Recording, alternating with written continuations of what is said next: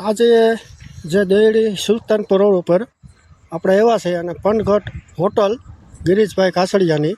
તો આજની સમય છે, તમે જોવો છો, આજનો સમય છે 8:15નો અને 10 માર્ચનો. આ રોડના બે કાંઠે ટ્રાફિક જામ થઈ ગયો છે.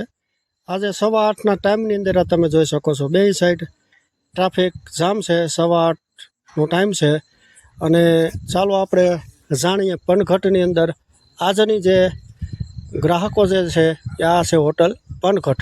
હવે આપણે અંદર જોઈ અને જે એન્જોય બધાય કરે છે એમને પણ આપણે બતાવી કે જો આ અંદર પ્રવેશ કર્યો છે આપણે, અહીંયા બાળકો પણ ખિલખિલાટ કરે છે.